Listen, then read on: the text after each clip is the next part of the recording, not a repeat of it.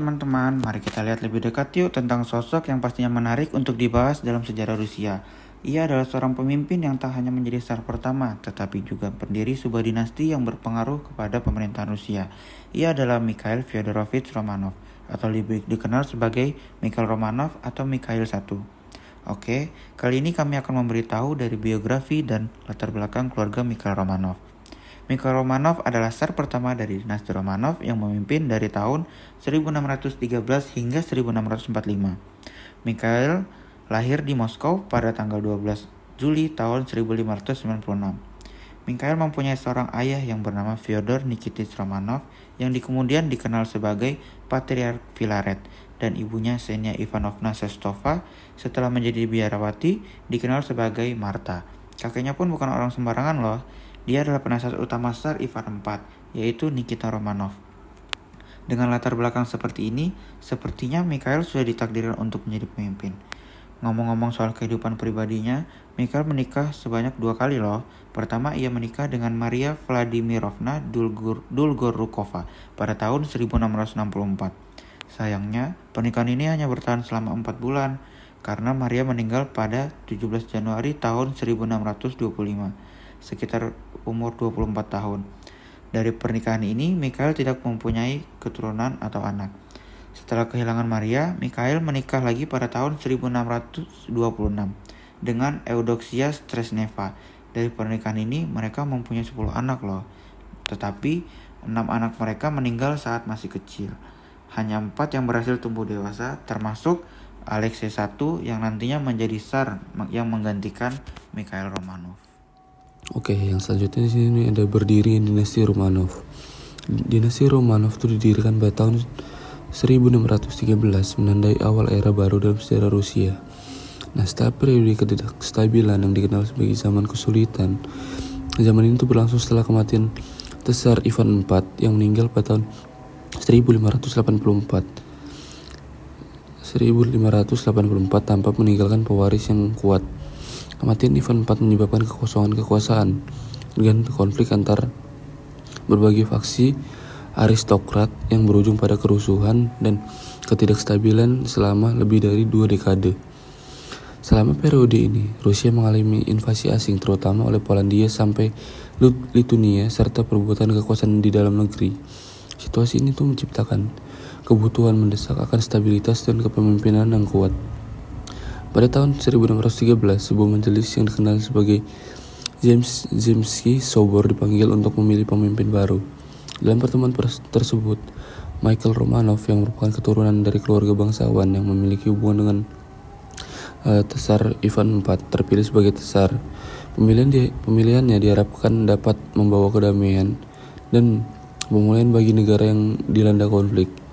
Di bawah pemerintahan Mikhail dan penerusnya, dinasti Romanov berhasil mengonsolidasikan kekuasaan, memperluas wilayah, dan memperkenalkan reformasi administratif dan militer. Mereka juga memfasilitasi modernisasi Rusia dengan mengadopsi berbagai aspek budaya dan teknologi dari Eropa Barat. Salah satu tokoh penting dalam periode ini adalah Tsar Peter I atau Peter Agung, yang dikenal karena upayanya untuk memodernisasi Rusia dan menjadikan kekuatan besar di Eropa. Namun dinasti Romanov menghadapi tantangan besar, terutama di akhir abad ke-19 dan awal abad ke-20, ketika gerakan sosial dan politik mulai muncul. Ketidakpuasan terhadap pemerintahan autokratis, kondisi kerja yang buruk, dan ketidakstabilan sosial memicu gelombang protes dan gerakan buruh. Puncaknya itu terjadi pada revolusi Rusia pada tahun 1917 yang mengakhiri kekuasaan dinasti Romanov secara dramatis. Tsar Nicholas II dan keluarganya ditangkap dan kemudian dieksekusi, menandai berakhirnya era lebih dari 3 abad yang ditandai oleh kekuasaan dinasti ini. Nah, secara keseluruhan, berdirinya dinasti Romanov ini merupakan titik balik penting dalam sejarah Rusia yang tidak hanya membentuk arah politik dan sosial negara tersebut, tetapi juga meninggalkan warisan yang kompleks dan berpengaruh dalam perkembangan Rusia di era modern. Terima kasih. Ya, jadi kita sudah mendengar bagaimana berdirinya dinasti Romanov sebelumnya.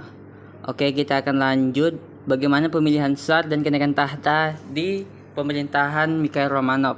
Jadi pemilihan dan kenaikan tahta Mikhail Romanov pada tahun 1613 sampai 1645 berlangsung di tengah periode yang dikenal sebagai masa kekacauan di Rusia. Proses ini dimulai dengan pertemuan Zemsky Sobor, sebuah majelis nasional yang terdiri dari berbagai kelompok sosial. Di Moskow pada Februari 1613, setelah mempertimbangkan berbagai faktor, Mikhail Romanov yang berusia 16 tahun terpilih sebagai Tsar baru berkat hubungan keluarganya dengan dinasti Rurik. Usianya yang masih muda dan dukungan dari gereja Ortodoks Rusia, meskipun awalnya ragu, Mikhail akhirnya menerima tawaran untuk menduduki tahta dan secara resmi dinobatkan pada 11 Juli 1613 di Katedral Dormisi Moskow. Selama bertahun-tahun awal pemerintahannya, Mikhail mengandalkan dewan penasehat terutama ibunya dan pamannya yang bernama Filaret, yang kemudian menjadi Patriarki Moskow. Ia berusaha menstabilkan negara, memperkuat otoritas Tsar, dan mengakhiri konflik dengan negara-negara tetangga. Pemilihan Mikhail Romanov tidak hanya menandai berakhirnya masa kekacauan, tetapi juga menetapkan prinsip suksesi herediter dalam dinasti Romanov yang akan memerintah Rusia hingga Revolusi 1917, menandakan titik balik penting dalam sejarah Rusia. Jadi, saya akan menjelaskan apa itu Zemsky Sobor. Zemsky Sobor yang berarti majelis tanah atau majelis nasional, yang merupakan institusi penting dalam sejarah Rusia yang pertama kali dibentuk pada tahun 1549 oleh Ivan IV. Majelis ini terdiri dari perwakilan berbagai lapisan masyarakat, termasuk boyar, voryazstvo, gereja, pedagang, dan kadang-kadang petani bebas. Sebagai badan konsultif atau yang lebih dikenal sekarang tuh legislatif dan kadang-kadang elektoral.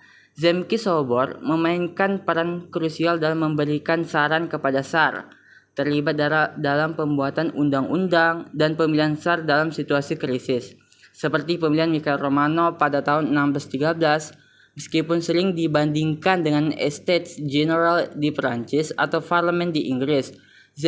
Zemsky Sobor tidak pernah berkembang menjadi lembaga perwakilan permanen. Perannya mencapai puncaknya pada awal abad ke-17 selama masa kekacauan, tetapi mulai menurun pada pertengahan abad tersebut seiring dengan penguatan otokrasi Tsar. Pertemuan terakhir yang signifikan diadakan pada tahun 1653. Nah, selanjutnya pada masa reformasi oleh Mikhail Fyodorovich Romanov. Mikhail Fyodorovich Romanov yang terpilih sebagai Tsar Rusia pada tahun 1613 memainkan peran kunci dalam memulihkan stabilitas negara setelah zaman kesulitan. Masa ini ditandai oleh ketidakpastian politik, perang, dan kelaparan yang melanda Rusia setelah jatuhnya dinasti Rurik. Setelah terpilih melalui Dewan Permusyawaratan, Mikhail berupaya mengembalikan kekuasaan Tsar dan memperkuat otoritas pemerintah.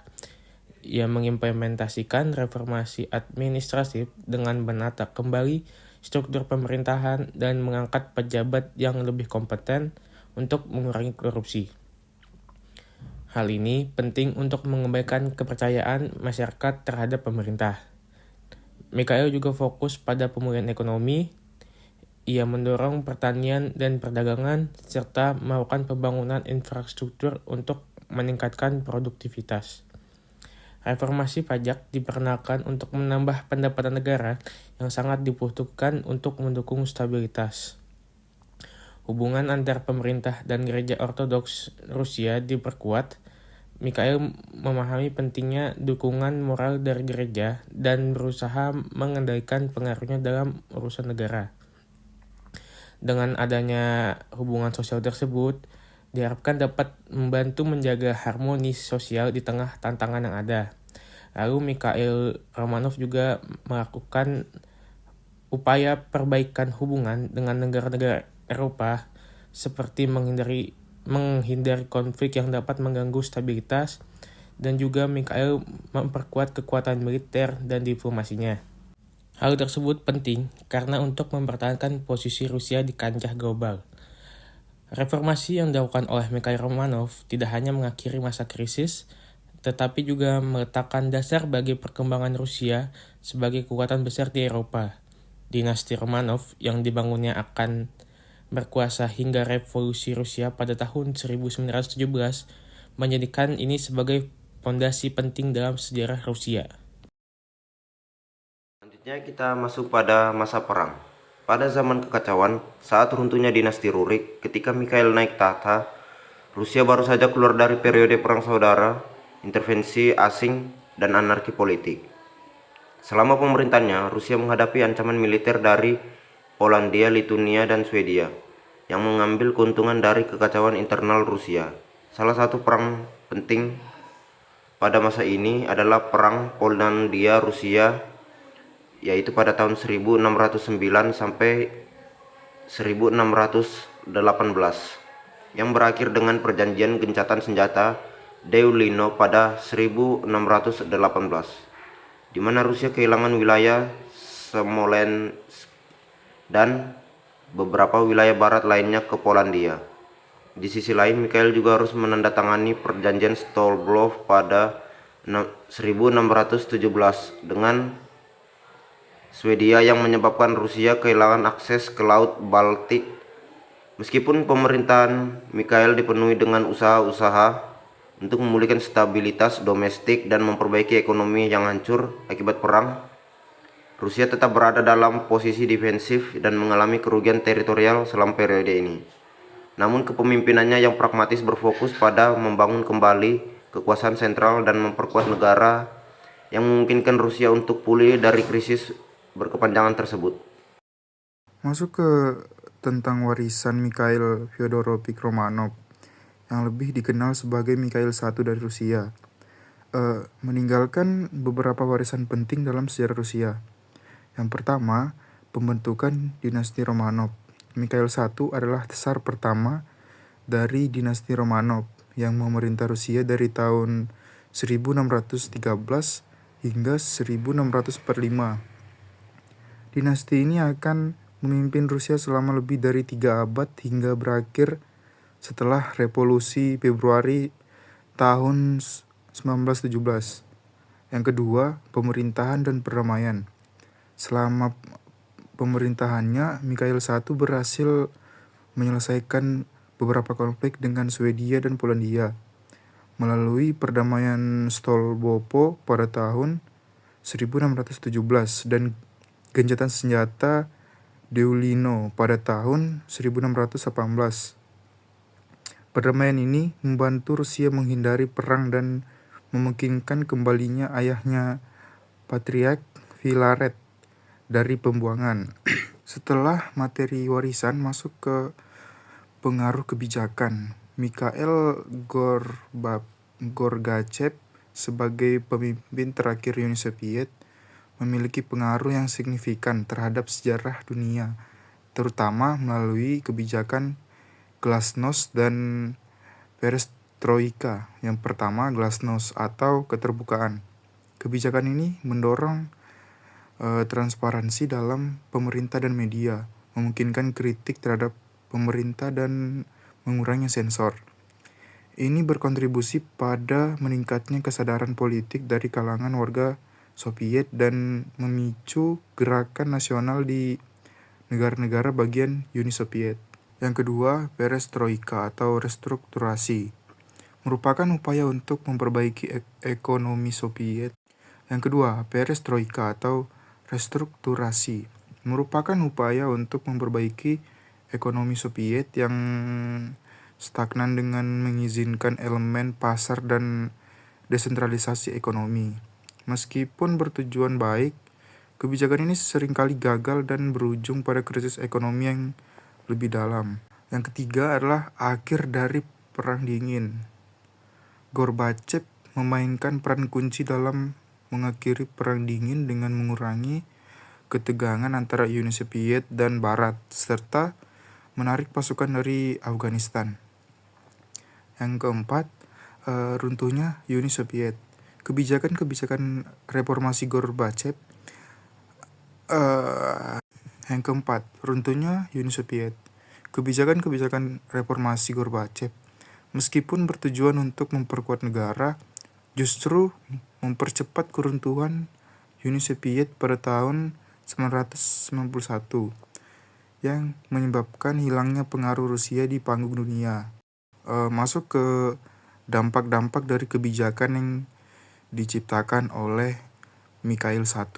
Yang pertama, bubarnya blok komunis di Eropa Timur yang menyebabkan negara-negara seperti Estonia dan Latvia merdeka. Yang kedua, penguatan pengaruh Amerika Serikat sebagai kekuatan global dan munculnya tantangan baru bagi negara-negara bekas Soviet. Yang ketiga, perubahan sosial dan budaya yang signifikan di negara-negara bekas Soviet, termasuk peningkatan kebebasan individu dan demokrasi.